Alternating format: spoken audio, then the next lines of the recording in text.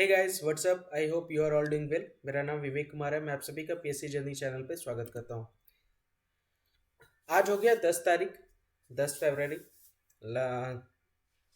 2024 के दूसरे महीने का 10 दिन भी निकल गया। आप देख सकते हैं कितना तेजी से सारे दिन निकल रहे हैं। अगले महीने आपका झारखंड का पेपर है, फिर आपका यूपीएससी का पेपर स्टार्ट हो जाएगा मई में, फिर उसके बाद फिर आपका बीपीएससी का पेपर आ जाएगा। देख सकते हैं लाइन से सारे पेपर हैं पीसीएस लेवल के। तो अच्छे से सारी चीज़ों को कवर करते हुए चलिए। न्यूज़ जो होते हैं, जो करंट अफेयर का जो पोर्शन होता है वो इतना इम्पॉर्टेंट होता है कि अगर आप डेली बेसिस में अगर ये हैबिचुअल नहीं बनता है आपका, तो बहुत प्रॉब्लम करता है फिर आगे जा कर के चीज़ों को एक साथ कवर करने को लेकर के। बहुत से लोग मंथ में एक बार कवर करने का कोशिश करते हैं। आप मंथ में एक दिन बैठ करके आप करंट अफेयर को नहीं कवर कर सकते, ये बात लिख करके ले लीजिए मेरे से। करंट अफेयर के लिए आपको एक्टिव रहना पड़ता है। हाँ, वीकली अगर आप सारी चीज़ों को रिवाइज कर रहे हैं तो अलग ही बात है, तब तो फिर ठीक है, मैनेज हो जाएगा। बहुत से लोग क्या करते हैं, मैगजीन्स लेकर के उसको कवर करते हैं। देखिए, मेरा मानना है कि जो भी चीज़ें आपको मिल रही है वो थोड़ा थोड़ा करके अगर आप डेली बेसिस में कवर करेंगे तो एक लोड जो होता है, एक बर्डन जो होता है, एक प्रेशर जो होता है, एक कंटेंट का जो लिमिटेशंस होते हैं वो आपके कम हो जाते हैं, वो लोड आपका कम हो जाता है। क्योंकि अगर आप एक साथ पूरे महीने का करंट अफेयर लेकर के बैठोगे तो ऑब्वियस सी बात है वो चीज़ें कवर करने में भी आपको खुद थोड़ा सा प्रॉब्लम्स आएगा। इससे अच्छा है कि रोज़ थोड़ा थोड़ा करके कवर कीजिए अच्छे से, ताकि आपका मैक्सिमम न्यूज़ भी आपका कवर हो सके और आपके पास एनफ सफिशिएंट नॉलेज भी हो हर एक इवेंट्स को लेकर के जो कि करंट बेसिस पे चल रहा है देश में, दुनिया में, लोकल एरियाज़ में। और ये आपके लिए कहीं ना कहीं हेल्पफुल रहता है आपके आंसर राइटिंग्स को लेकर के भी और क्वेश्चंस को लेकर के भी। तो आइए स्टार्ट करते हैं बिना किसी देरी के। आज का सबसे पहला न्यूज़ जो है वो आपके सामने, ये बेसिकली यूपी को लेकर के। यूपी हम लोग मॉर्निंग में भी इस न्यूज़ को कवर किया था कि यूपी पूरे देश का, पूरे भारत का पहला राज्य यहाँ पे बन गया जहाँ पे 21 एयरपोर्ट आपको देखने को मिलेंगे। 2014 में यहाँ पे अगर मैं बात करूँ, 2014 में इतने एयरपोर्ट नहीं थे। 2014 में यहाँ पे इतने एयरपोर्ट नहीं थे। 2014 की अगर मैं बात करूँ तो 2014 में सिर्फ 6 एयरपोर्ट थे। कितने एयरपोर्ट थे? सिर्फ 6 एयरपोर्ट थे, ये ध्यान रखिएगा। लेकिन आज के डेट में अभी अगर मैं बात करूं तो अभी इस साल 10 और, टोटल 10 और यहाँ पे ऐड हुए हैं, है ना। और 5 और ऐड होने वाले हैं। तो देख सकते हैं 5 और एयरपोर्ट ऐड होने वाले। कहाँ पे? आजमगढ़, अलीगढ़, मुरादाबाद, श्रावस्ती एंड चित्रकूट। ठीक है। तो जहाँ आप देख सकते हैं 2014 में 6 एयरपोर्ट था, अभी आपका 16 है, 5 और ऐड होने वाला है। तो उत्तर प्रदेश चीफ मिनिस्टर जो हैं उनके द्वारा यहाँ पे इन्फॉर्म किया गया कि उत्तर प्रदेश अब ये इंडिया का पहला राज्य बन गया है जहाँ पे 21 एयरपोर्ट आप देख सकते हैं। बहुत तेज़ी से यहाँ पे एविएशन सेक्टर में बढ़ोतरी देखने को मिल रहा है। और यूपी सरकार के द्वारा 1150 करोड़ रुपए यहाँ पे आवंटित किए गए हैं। नोएडा का जो अंतर्राष्ट्रीय हवाई अड्डा है, जो कि जेवर एयरपोर्ट है, वो 2024-25 के तहत इसको लॉन्च किया जाएगा। देख सकते हैं। तो 1150 करोड़ रुपए यहाँ पे आवंटित किए गए जेवर एयरपोर्ट, जो कि नोएडा एयरपोर्ट है, उसके लिए। देखिए यहाँ पे आप देख सकते हैं ये जो तेज़ी से बढ़ रहा है ये एविएशन सेक्टर यूपी में, ज़्यादा टाइम नहीं हुआ है। 2014 से आप काउंट कर सकते हैं, तो ये 9 वर्ष का ही समय आप देख सकते हैं कितनी तेज़ी से यहाँ पे एविएशन सेक्टर जो है वो बढ़ रहा है। 6 एयरपोर्ट आपके 2014 में थे, 10 एयरपोर्ट आपको यहाँ देखने को मिलेंगे कि आज के डेट में। और अभी न्यूली इनॉग्रेट हुआ है कौन सा इंटरनेशनल एयरपोर्ट? पिछले महीने हम लोगों ने इस न्यूज़ को देखा था, महर्षि वाल्मीकि इंटरनेशनल एयरपोर्ट अयोध्या का, जो कि अभी रिसेंट में इनॉग्रेट हुआ है। 2024 मार्च में आप देख सकते हैं यूपी में 5 और एयरपोर्ट जो हैं वो ऐड होने जा रहे हैं। एक आजमगढ़ में, अलीगढ़ में, मुरादाबाद में, श्रावस्ती में और चित्रकूट में। ठीक है। तो टोटल कितने हो गए? 6 + 10 16, 16 + 5 21। तो टोटल 21 एयरपोर्ट आपको यूपी में देखने को मिलेंगे। ठीक है। तो उसी से रिलेटेड है, ये थोड़ा सा ध्यान रख सकते हैं। अब यहाँ पे हम लोग बात करें नोएडा इंटरनेशनल एयरपोर्ट, जो कि इस साल के अंत तक यहाँ पे कमर्शियल जो चीज़ें हैं, कमर्शियल ऑपरेशंस यहाँ पे स्टार्ट हो जाएंगे। और यूपी इकलौता ऐसा स्टेट है जहाँ पे 5 इंटरनेशनल एयरपोर्ट है, ये ध्यान रख सकते हैं। 5 अंतर्राष्ट्रीय हवाई अड्डा आपको देखने को मिलेगा, ये आपका उत्तर प्रदेश में। और नोएडा जो है वो भी एक अंतर्राष्ट्रीय हवाई अड्डा है। ठीक है, जो अभी बनने को जा रहा है 2024 के अंत तक बेसिकली ये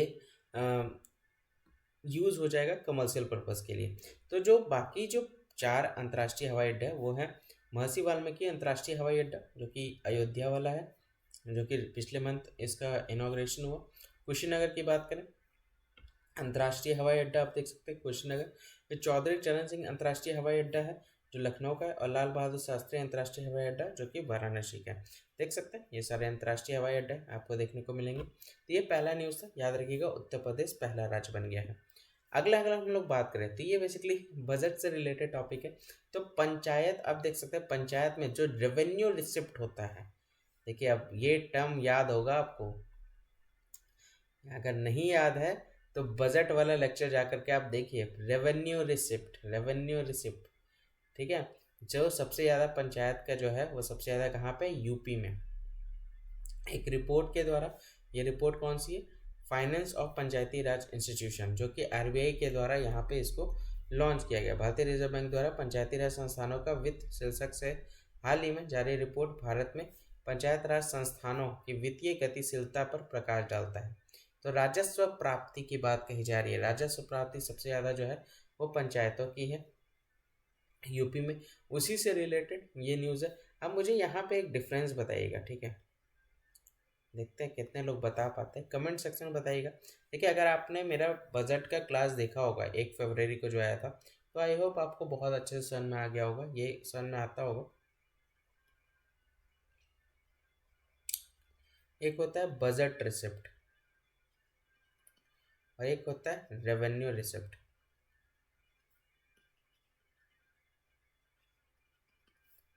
ठीक है। तो ये मुझे बताइएगा कि एक होता है कैपिटल रिसिप्ट, क्या डिफरेंसेस हैं, क्या डिफरेंसेस है ये मुझे बताइएगा, ठीक है, कमेंट सेक्शन में। तो उसी से रिलेटेड है, पंचायत की सबसे ज़्यादा आपको यहाँ पे देख सकते हैं।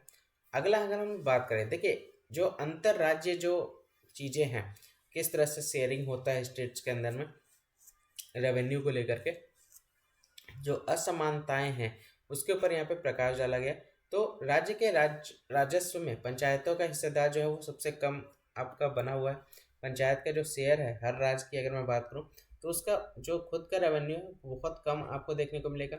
आंध्र प्रदेश की मैं बात करूँ तो वहाँ पे जो राजस्व प्राप्ति है पंचायत का वो 0.1% है, लेकिन यूपी में ये 2.5%, जो कि सबसे ज़्यादा है। जितने भी राज्य हैं उनमें सबसे ज़्यादा यहाँ पे राजस्व प्राप्तियाँ हैं, तो ये ध्यान रखिएगा, कहाँ पे, यूपी में। कम यहाँ पे देख सकते हैं 0.1% आंध्र प्रदेश में। प्रति पंचायत अर्जित औसत राजस्व को लेकर राज्यों में व्यापक भिन्नताएं हैं, ठीक है। तो वाइड वेरिएशंस आपको देखने को मिलेंगे राज्यों के बीच में। एवरेज रेवेन्यू जो अर्न होता है पंचायत में, केरला और वेस्ट बंगाल की बात करें तो एवरेज रेवेन्यू जो है वो 60 लाख रुपए है, 60 लाख रुपए केरला और वेस्ट बंगाल की बात करें तो। और यहाँ पे 57 लाख देखने को मिलेगा वेस्ट बंगाल का। और यही रेवेन्यू जो है वो लगभग आप देख सकते हैं 30 लाख पर पंचायत आपको असम, बिहार, कर्नाटक, उड़ीसा, सिक्किम, तमिलनाडु में भी देख सकते हैं। तो एक तरह से जो राजस्व का 30 लाख रुपए से अधिक यहाँ पे पंचायत का देख सकते हैं प्रति पंचायत, असम, बिहार, कर्नाटक, उड़ीसा, सिक्किम, तमिलनाडु का, ठीक है। तो यहाँ पे देख सकते हैं केवल केरल और पश्चिम बंगाल में 60 लाख रुपए है, और 57 लाख रुपए के प्रति पंचायत के औसत राजस्व के साथ सबसे आगे है केरल और पंजाब की बात, पश्चिम बंगाल की बात कही जा रही है। बाकी अगर हम लोग बात करें, देखिए सबसे कम की बात करें तो हरियाणा, मिजोरम, पंजाब, उत्तराखंड, आंध्र प्रदेश, यहाँ पे जो औसत अगर देखें तो राजस्व की काफ़ी कम है, जो कि 0.1% के साथ 6 लाख रुपए से भी कम है। तो देख सकते हैं सबसे कम यहीं पे है राजस्व प्राप्ति, जो कि आंध्र प्रदेश, हरियाणा, मिजोरम, पंजाब, उत्तराखंड में है। और वहीं अगर हम लोग बात करें जहाँ पे 30 लाख से अधिक राजस्व प्राप्ति है, वो कौन सा राज्य है,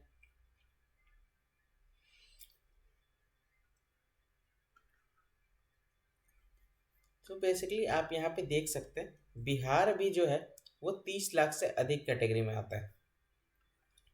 बिहार जो है वो 30 लाख पर पंचायत से एक कैटेगरी में ये उससे ज़्यादा आता है, तो ये ध्यान रख सकते हैं। की पॉइंट्स की बात करें तो यहाँ पे ज़्यादातर डिसेंट्रलाइजेशन किया जाए, डिसेंट्रलाइजेशन विकेंद्रीकरण जिसको कहते हैं। इसका मतलब क्या हो गया, टॉप याद है पॉलिटी में हम लोगों ने कवर किया था बॉटम टू टॉप अप्रोच और top to bottom approach.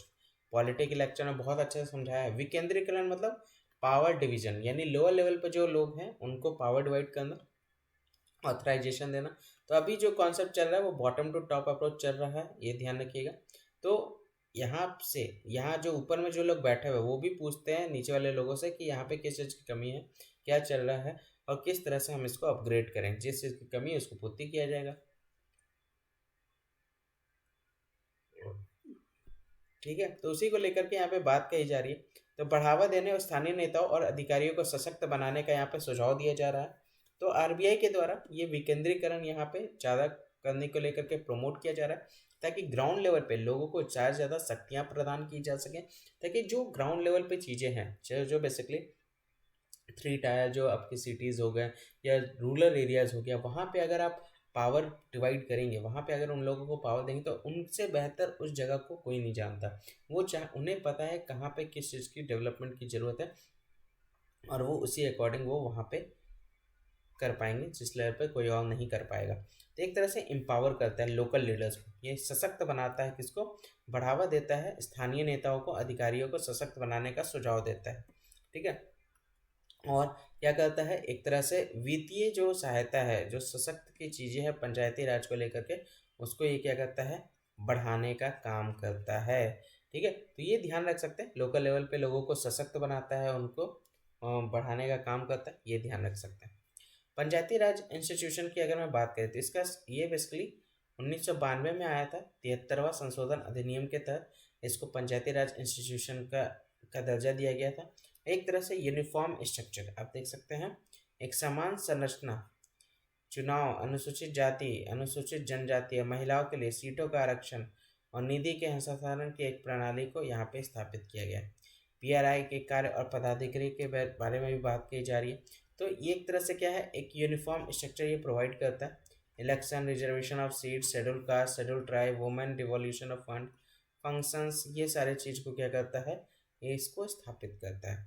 Panchayat जो है वो 3 लेवल पे काम करता है। ठीक है, एक हो गया ग्राम सभा, जहाँ पे छोटे गांव वगैरह जो हो गए, एक होता है समिति जो ब्लॉक हो गया, और एक होता है जिला जो डिस्ट्रिक्ट हो गया। ठीक है, तो 3 लेवल पे अभी हम लोग आगे इसके बारे में और डिटेल में कवर करेंगे। पंचायत राज इंस्टीट्यूशन एक टॉपिक ही मैंने इसको पूरा डिटेल में यहाँ पे आप लोगों को पढ़ाने के लिए रखा हूँ आगे, तो थोड़ा सा ध्यान से समझिएगा। देखिए ये पूरा पॉलिटी का पार्ट है, ये चीज़ें जो हैं आपको पॉलिटी में आपको मैंने बताया है आर्टिकल 40 के अंतर्गत। आर्टिकल 40 किससे रिलेटेड है, चलिए बताइए मुझे, देखते हैं कितने लोग बता पाते हैं। अनुच्छेद 40 के बारे में मुझे बताइए। ठीक है, तो और पंचायती राज मंत्री कौन, मंत्री मिनिस्टर बताना है, पंचायत राज मिनिस्टर बताना आपको, मिनिस्टर कौन है। ठीक है, तो यहाँ पे आप देख सकते हैं वो इस सभी मैटरों को देखते हैं जो पंचायत राज से रिलेटेड होता है। और पंचायत राज इंस्टीट्यूशन का जो स्थापना हुआ है वो 2004 को है। ठीक है, नंबर ऑफ पंचायत की मैं बात करूँ तो यूपी में कितना है, 59,062। ब्लॉक्स की बात करूँ तो 826 है, और डिस्ट्रिक्ट की बात करूँ तो 75। ठीक है, तो ये थोड़ा सा रफली चीज़ें जो हैं वो पंचायत राज को लेकर के ध्यान में रख सकते हैं। इसके बाद हम लोग और डिटेल में भी डिस्कस करेंगे। ठीक है, तो ये ध्यान रखिएगा। पंचायत की संख्या की अगर मैं बात करूँ, यूपी में 59,062 है, 8 to 6 ब्लॉक है और 75 जिला की संख्या। ठीक है, उसी से रिलेटेड इसको थोड़ा सा ध्यान से समझिएगा। अगला जो है ये सूरजकुंड इंटरनेशनल क्राफ्ट मेला, ये बेसिकली अभी द्रौपदी मुर्मू जी के द्वारा इसका उद्घाटन किया गया। ठीक है, और ये बेसिकली अगर मैं बात करूँ तो ये सूरजकुंड में, कहाँ पे, ये हरियाणा में, और ये 37वां नंबर का मेला का आयोजन यहाँ पे द्रौपदी मुर्मू जी के द्वारा यहाँ पे किया गया है। इसी को लेकर के न्यूज़, ये ध्यान रखिएगा।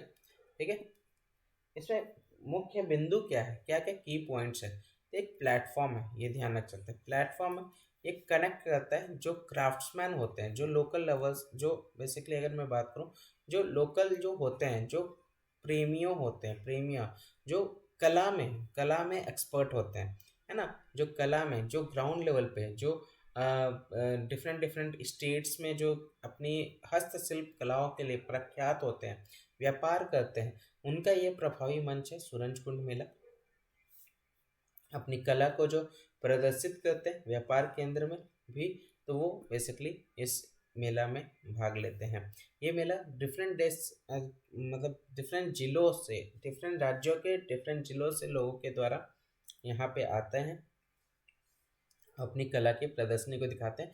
उनके राज्य के विख्यात चीज़ों को यहाँ पे प्रदर्शित किया जाता है ताकि बाकी लोग भी जान सकें कि हाँ इस राज्य में ये चीज़ें जो होती हैं वो काफ़ी ज़्यादा विख्यात है। ठीक है, और उससे वो व्यापार भी करते हैं। हस्तशिल्प हो गया, हस्तकरघा हो गया, ये सांस्कृतिक है, विरासत की समृद्धि और विविधता को प्रदर्शित करता है। ये हमारी संस्कृति है जो चली आ रही है और अभी तक लोग जो है वो उनमें इन्वॉल्व रहते हैं। एक अच्छी बात है। लगभग 50 देश भाग यहाँ पे लिया है इस सूरजकुंड मेला में। 50 देश लोग यहाँ पे भाग लिए।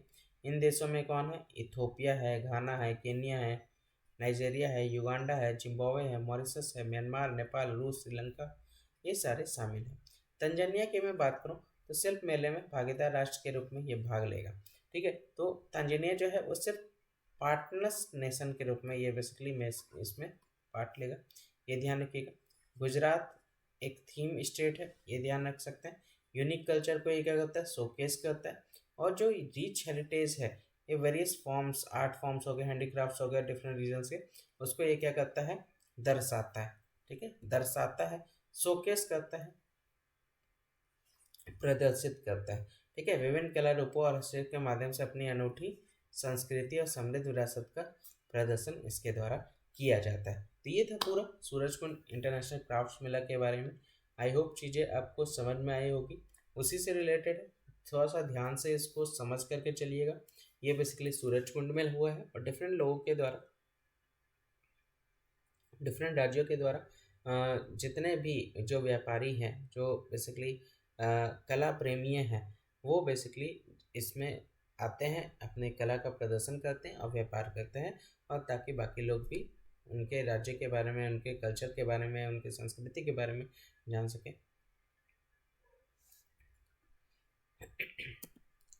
अगला न्यूज़ जो अभी मैंने आपको बताया पंचायती राज इंस्टीट्यूशन से रिलेटेड है। ये न्यूज़ जो है वो बहुत ज़्यादा इंपॉर्टेंट है, पॉलिटी पॉइंट ऑफ व्यू से थोड़ा सा इंपॉर्टेंट है, ध्यान रखिएगा इसको। पंचायत राज को बेसिकली, पंचायत राज का कॉन्सेप्ट जो है,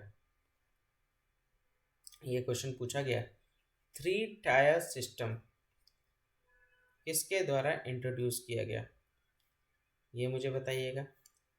एक है 2 टायर सिस्टम, ये दोनों मुझे बताइएगा। 2 टायर सिस्टम भी और 3 टायर सिस्टम भी किसके द्वारा, ये मुझे बताइएगा। ठीक है, और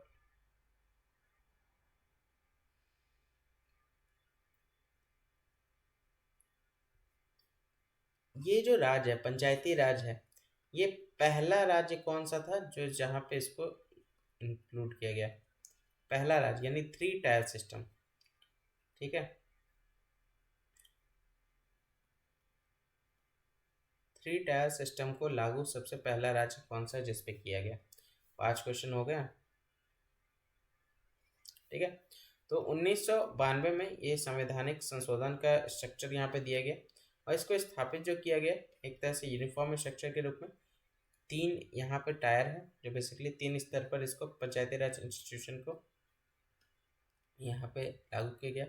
चुनाव हो गया, अनुसूचित जाति हो गया, अनुसूचित जनजाति हो गया, महिलाओं के लिए सीटों का आरक्षण और निधि के हस्तांतरण की एक प्रणाली को यहाँ पे स्थापित किया गया।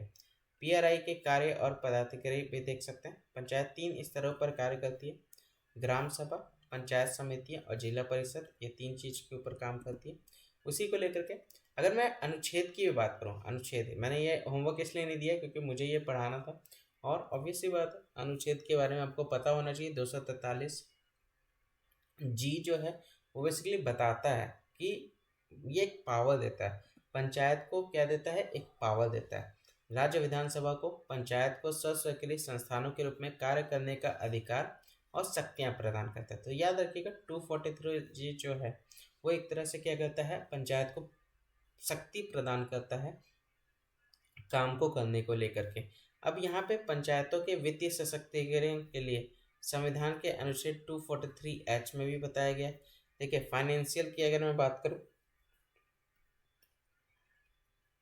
एम्पावरमेंट की मैं बात करूँ तो ये बेसिकली यहाँ पे 243H के मैंने बताया गया।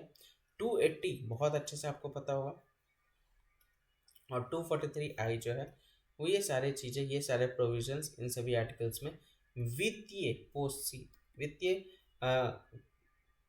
यहाँ पे अगर मैं बात करूँ तो यहाँ पे इन तीन वित्तीय सशक्तिकरण के लिए इस संविधान में इसके बारे में प्रावधान दिया गया। ठीक है, 243 अगर मैं एच की बात करूँ तो एक स्टेट लेजिस्लेचर को ये क्या करता है, एक पावर देता है, एक पंचायत को किस तरह से कर सके, ऑथराइज कर सके, जो कलेक्ट है, जो टैक्सेस है उसको, टैक्स हो गए उसको कलेक्ट कर सके, ड्यूटीज हो गए, टोल हो गए, फीस हो गए, ये राज्य जो विधानसभा है उनको ये पावर देता है। ठीक है, उनको ये भी देता है कि वो इस टैक्सेस को पंचायत को बेसिकली असाइन करे, ताकि उस कुछ कंडीशंस और कुछ लिमिटेशंस को लेकर के, ठीक है, वो सीमाओं और अधीन इन करों, शुल्क, टोलों और शुल्कों को पंचायत को सौंपने की भी अनुमति देता है। तो ये सारे शक्ति जो है वो राज्य विधानमंडल के पास होती है, जो पंचायत को टैक्स वगैरह एकत्रित करने में और उचित करने में, अधिकृत करने की शक्ति देता है। तो ये सारे शक्तियाँ जो मिलती हैं वो स्टेट लेजिस्लेचर से मिलती है अनुच्छेद 243H के तहत। पंचायती राज इंस्टीट्यूशन 280 की बात करें, 280 क्लॉज 3 PV के बारे में बात कही जा रही है।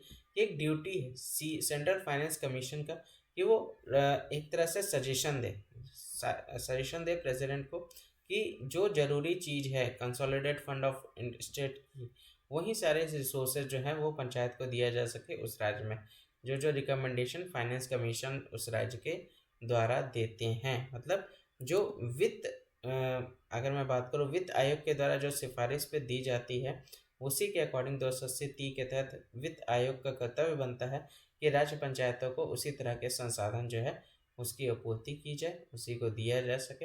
ये सिफारिश के बाद ये चीज़ें होती हैं। 243 I की मैं बात करूँ तो राज्यपाल द्वारा हर 5 साल में राज्य वित्त आयोग के गठन का आदेश दिया जाता है। 243I इस आयोग को पंचायतों को वित्तीय सहायता की समीक्षा करने और राज्यपाल को सलाह देने का भी काम सौंपा जाता है। देख सकते हैं, राज्य और पंचायतों के बीच करों, गंतव्य, शुल्क के वितरण का मार्गदर्शन करने वाले सिद्धांत, जिसमें उनके संबंधित शेयर और पंचायतों के विभिन्न स्तरों के बीच आवंटन यहाँ शामिल है। पंचायतों की वित्तीय स्थिति में सुधार के उपाय आप देख सकते हैं। तो राज्यपाल द्वारा संदर्भित कोई अन्य वित्त संबंधी मामले देख सकते हैं, सभी मामलों को देखता है। इसे मई 2004 में बनाया गया था। पंचायती राज मंत्रालय पंचायती राज और पंचायती राज संस्थानों से संबंधित सभी मामलों को देखता है। देखिए, ये मंत्रालय जो है ये सभी मैटर को देखता है जो पंचायत से रिलेटेड हो, चाहे वो पंचायत राज से हो या पंचायत राज संस्थान से हो, जिसको 2004 में क्रिएट किया गया मई में। उससे रिलेटेड कोई भी अगर प्रॉब्लम हो, कोई भी मैटर हो, तो वो बेसिकली वहाँ देखता है। ठीक है, पंचायत राज के मिनिस्टर जो है वो देखते हैं। आंसर बताइएगा मुझे, पंचायत राज मिनिस्टर कौन है आज के डेट में? ठीक है, मंत्री बताइएगा कौन है? ऐसे पता होगा, 2-3 दिन पहले भी मैंने पूछा था, आप सभी लोगों ने आंसर दिया था। तो आई होप आप लोग काफ़ी ज़्यादा एक्टिव हो रखे हैं अब चीज़ों को लेकर के, करंट अफेयर में बहुत बढ़ चढ़ करके भाग ले रहे हैं, अच्छा लग रहा है। देखिए, जो देखेगा ऑब्वियसली बात है, जो डेली बेसिस पे कनेक्ट हो रहे हैं, जो चीज़ों को समझ रहे हैं, जो क्वेश्चन दिए जा रहे हैं उसका आंसर दे रहे हैं, तो ऑब्वियसली बात है, सबसे बड़ी बात है क्वेश्चन का सर्च करना। जो आपको दिया जा रहा है वो आप सर्च कर रहे हैं, सर्च करके आप उसका आंसर निकाल रहे हैं, तो इसी बहाने आप उसको याद रख सकते हैं। तो ये थोड़ा सा ध्यान रख सकते हैं, इस सब चीज़ों को थोड़ा सा देखा जाए तो थोड़ा सा वैसा नहीं होना चाहिए, कंट्रोल करना चाहिए। लेकिन अगर मैं बात करूँ तो चीज़ें थोड़ी सी कोशिश की जाए अपने से, सारी चीज़ें जो हैं कितना सोच सकते हैं, क्या उसका आंसर हो सकता है, थोड़ा सा उसको दिमाग लगाइए। नहीं हो पाता है तो फिर उसके बाद फिर उसको रिसर्च कीजिए। ठीक है, तो ये था पूरा पंचायती राज इंस्टीट्यूशंस को लेकर के। तो आज का पूरा न्यूज़ जो था वो ये था। आई होप ये सारे न्यूज़ आपको कवर हुए होंगे। नोट्स बनाने के लिए बोला था, आई होप नोट्स आप लोग सभी लोगों ने बना लिए होंगे। क्वेश्चंस दे रहा हूँ, क्वेश्चंस का आंसर भी आप लोग लिख रहे हैं, बहुत अच्छी बात है। जो लोग लिख रहे हैं उनके लिए तो बहुत अच्छी बात है, जो नहीं लिख रहे हैं वो अभी सोए हुए हैं, उनको जगने में अभी समय है। जब पेपर का टाइम आ जाएगा तो 2 दिन पहले वो जगेंगे। ठीक है, कोई बात नहीं, अच्छी बात है। जो लिख रहे हैं बहुत अच्छे, very good, well and good. आपके जितने भी आंसर्स आते हैं उसमें जो भी गलतियाँ होती है वो मैं वहाँ पे कोशिश करता हूँ हाईलाइट करने का, ताकि वो गलतियाँ दोबारा रिपीट ना हो। आप लोग कमेंट्स में भी अपने क्वेश्चंस देते रहते हैं तो बहुत अच्छी बात है। बहुत अच्छा लगता भी है मुझे कि हाँ आप लोग एक्टिव हैं, बहुत ज़्यादा सीरियस हैं क्लासेस को लेकर के। इसी तरह से रेगुलर बेसिस पे सारे क्लासेस कवर करते हुए चलिए, ठीक है। और किसी भी तरह का कोई भी सजेशन हो तो कमेंट्स में भी दे सकते हैं, मेल भी कर सकते हैं मुझे। सब्सक्राइब नहीं किया है तो सब्सक्राइब कर लीजिएगा, इसको ज़्यादा से ज़्यादा शेयर कर दीजिए ताकि बाकी लोग तक भी चीज़ें पहुँच जाए और वो भी ज्वाइन हो सके, ठीक है। तो आज के लिए बस इतना ही। जय हिंद, जय भारत।